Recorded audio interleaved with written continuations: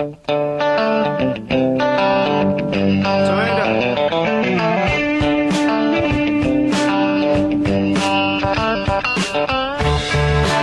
back to The Price of Business. I'm your host, Kevin Price, talking to you about you and your business. My good friend Mark Fidelman, he's going to be on the program here in this segment. One of the leading social media experts, particularly as it relates to the field of business and technology.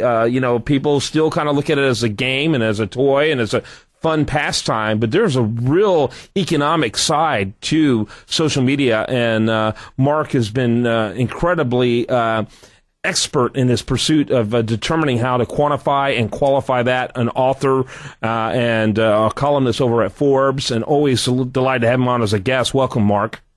Thank you. Great to be here. You bet. All right, why don't you go ahead and introduce our guest, who's going to talk about this segment, the 25 most engaged brands on Twitter.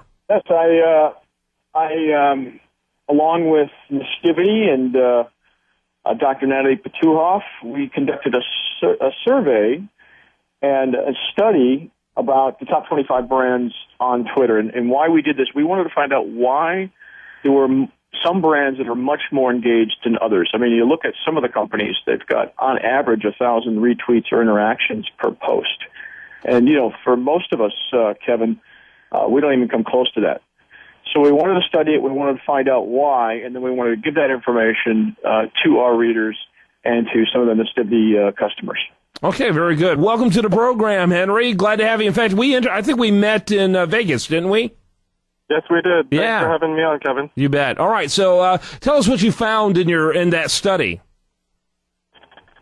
Well, we found some great, interesting points that I think a lot of companies that are using social media, specifically Twitter, can really gain a lot of insight on. One thing we found was, the top 25 that were the most engaging on Twitter had over 1 million followers. But so did the brands that didn't make the list. So what we learned from that was counting followers really isn't all that important, and it really comes down to what you're putting out there to really engage with your followers. Another great thing that we found was when the company's tweets seem to perform the best. And what we learned there was there seemed to be a commonality that Wednesdays from 2 p.m. Pacific to about 8 p.m. Seemed to be the peak rush hour time for when these brands were getting the most hits as far as their tweets engaging with the audience that they were intended for. Okay, give that time frame again, please. That was Wednesday 2 p.m. to about 2 p.m. Pacific to about 5 p.m. Pacific. That's interesting. Go ahead there, Mark.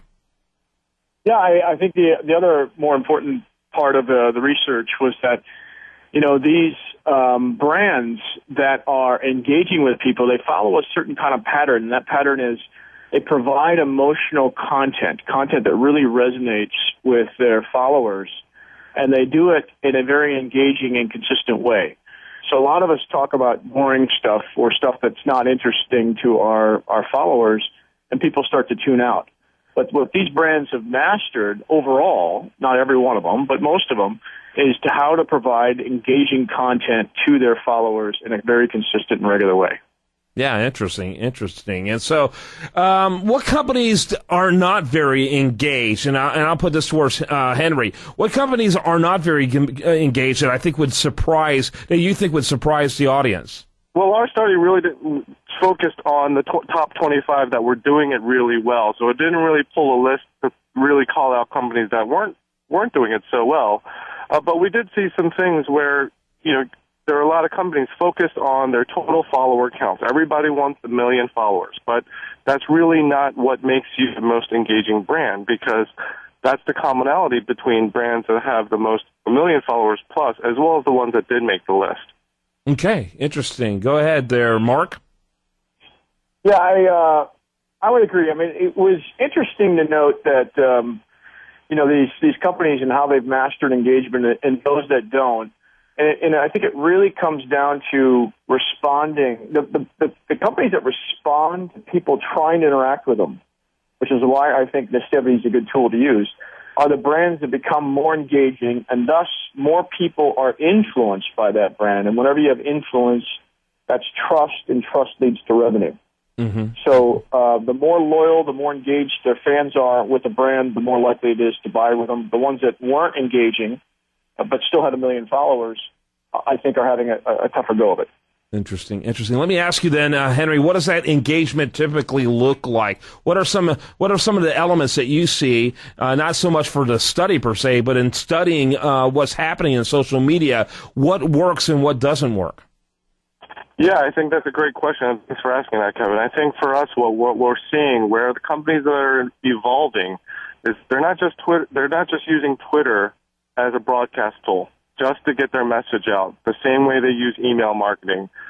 They're using it as a conversation vehicle where they're actually starting to build upon the relationships with their followers. And these followers could be customers or future customers. And they're actually encouraging their followers to have that dialogue with them. So what better way to use Twitter than as a two-way communication tool where you can actually talk with your customers rather than always talking at your customers? Interesting. Mark, your thoughts? I would agree with Henry, obviously, and which is why, I think we conducted the research to kind of understand that point and to drive it home for people. Yeah, very good. Henry, how do we get more information about you? More information about us? Yeah. Mm-hmm.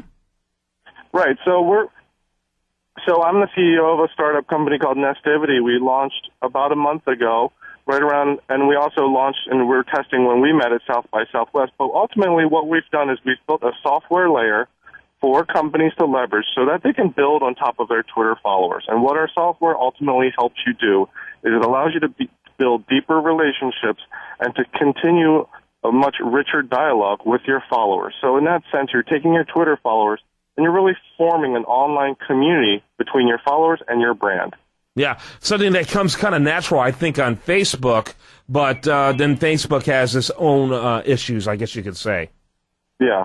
But Facebook seems to be more natural when it comes to actual engagement. I always kind of looked at Twitter as a news feed, not much else. Right, but they've innovated, right? They're one of the tools that I think that have innovated very well. They've added a lot of additional add-ons, and within a tweet, you can definitely leverage by adding a video attachment with the new Vine acquisition they made. You can also use photos as a part of the tweet. So tweets don't have to just only be text only. And that's actually another point we learned in the study is that your tweets perform the best when they actually had some multimedia attached to them, such as photos as well as videos. And how about you, Mark? How do we get more information about you? Well, I write the Socialize and Mobilize column on Forbes, run a company called Evolve, and soon, Kevin, I want to talk to you more about this, launching the world's first influencer and expert network and platform. Very exciting stuff, Kevin. Yeah, very cool. Well, thanks to both of you gentlemen for being with us. Thank you for having us. All right, when we come back, we're going to have more for you. I do want to remind you, best content here often shows up over there at usdailyreview.com. While there, like it on Facebook, follow it on Twitter. You're listening to The Price of Business.